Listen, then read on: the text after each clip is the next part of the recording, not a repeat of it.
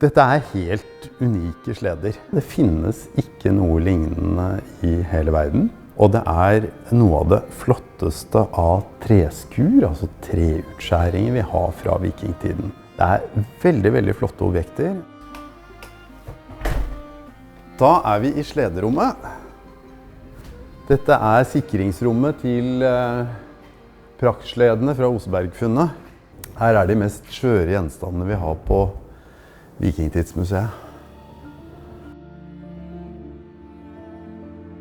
Det er den absolutt mest krevende jobben vi gjør, det er å flytte sledene. Det er veldig, veldig skjøre gjenstander. Det skal ingenting til for at disse får store skader. Gustavsson slede. Det er den første sleden vi kommer til å flytte ut i Vikingtidsmuseet. Denne sleden, den ble gravd ut sammen med Osebergskipet. Den er oppkalt etter Gabriel Gustavsson, han som ledet utgravningen av Osebergfunnet. Disse sledene de lå oppe i Osebergskipet. De var helt knust, de var rundt 1000 fragmenter hver seg. Så var de veldig skjøre og dårlige da de ble gravd ut. Det som vi har sett gjennom de funnene vi har på Vikingtidsmuseet, var at det var farger som var bevart ved utgravningen. Sånn som Gustavssons slede, den var bemalt i karmen, den var rød, og det må ha vært en helt sånn utrolig følelse å finne disse gjenstandene som står ut med farger. Øynene på disse fantastisk utskårne hodene var blå, men hvit rand rundt, og det må ha gitt en sånn helt utrolig nærhet til historien og fortiden. For å kunne bevare funnet så måtte de lage en støttestruktur inni treverket, sånn at det ikke kollapset når det tørket ut. Det gjorde de ved å bruke alunnsalt. De la alle disse fragmentene i en veldig sterk saltløsning. Det som er genialt med dette saltet, det er jo det at i det vannet fordamper, så formes det saltkrystaller som danner en støttende struktur inni trevirket, som forhindrer at treet krymper og kollapser. Alunsaltet førte til at treet ble veldig surt. Det førte til ytterligere nedbrytning. Disse 1000 fragmentene de ble satt sammen ved hjelp av stålstifter, messingskruer. Det som skjedde da, var det sure miljøet førte også til at disse mekaniske forbindelsene, disse stålstiftene, de kunne jo ruste av og bli rett og slett borte da. Dette er altså treverket, slik vi finner det i sledene. Ved et lett trykk så smuldrer dette her opp. Selv om alunbehandlingen viste seg å være skadelig for gjenstandene, er det veldig viktig å understreke at dette var den best tilgjengelige metoden man hadde da for å konsolidere dette treverket. Og uten den behandlingen så hadde vi ikke hatt sledene i dag. Ved krigsutbruddet i 1939 så ble disse sledene evakuert fra Historisk museum i 2. etasje ned i kjelleren for å beskytte sledene. Gjennom krigen så kom det nye skader på sledene, selv om man hadde evakuert dem. Og det ble rapportert om skader på samlingene. I 1957 sto den nye gjenstandsfløyen klar på Bygdøy.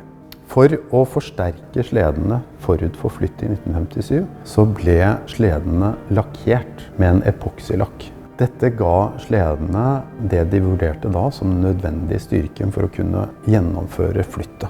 Det er fremdeles sånn at det er denne lakken som holder disse gjenstandene sammen. 17. januar samme år så ble sledene fraktet ut hit. Da brukte man Ski transportbyrå, kjørte ut til Bygdøy med politieskorte.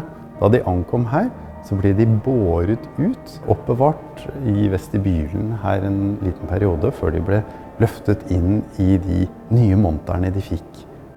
Etter 1957 så sto de urørt i mange år. På 80-tallet så ble det observert nye skader på sledene. Skadene på sledene førte til at det ble satt i gang prosjekter ved museet for å gjøre nærmere undersøkelser av alunkonservert materiale. I 2014 så startet vi opp et forskningsprosjekt her på Universitetet i Oslo, Saving Oseberg, som da var Nord-Europas største forskningsprosjekt på arkeologisk tre, hvor formålet var nettopp å bevare samlingen fra Osebergfunnet for framtiden. Det nye Vikingtidsmuseet må ses på som et sikringstiltak for å bevare samlingen, vikingskipene, sledene, de alunkonserverte gjenstandene for fremtiden, og kunne vise de fram for publikum. Dette er helt unike sleder. Det finnes ikke noe lignende i hele verden. Og det er noe av det flotteste av treskur, altså treutskjæringer vi har fra vikingtiden. Det er veldig, veldig flotte objekter. Det at de er bevart i dag, det er det ingen andre land som kan vise til noe lignende. De er ufattelig skjøre, og vi må ta mange forholdsregler for å kunne gjøre dette på en trygg måte.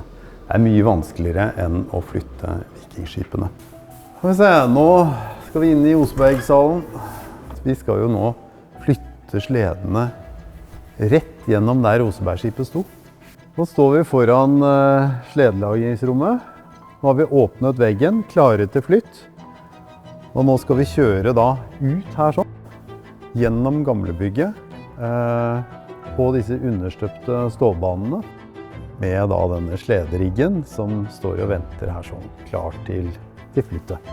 Og her kommer sleden til å få det bra. Her er det vibrasjonssikkert, det er sikkert for ytre påvirkning, klima, jordskjelvsikring. Her skal sleden ha det godt i veldig mange år fremover. Siste 10 årene har jeg brukt på å planlegge sikring, flytting og bevaring av vikingskip og sleder. Nå er vi helt på tampen av flytteprosessen. Det skal bli så godt nå å få disse sledene inn i de nye monterne. Det er den vanskeligste delen av flytteprosessen, men like rundt hjørnet nå så kommer de faktisk til å stå her.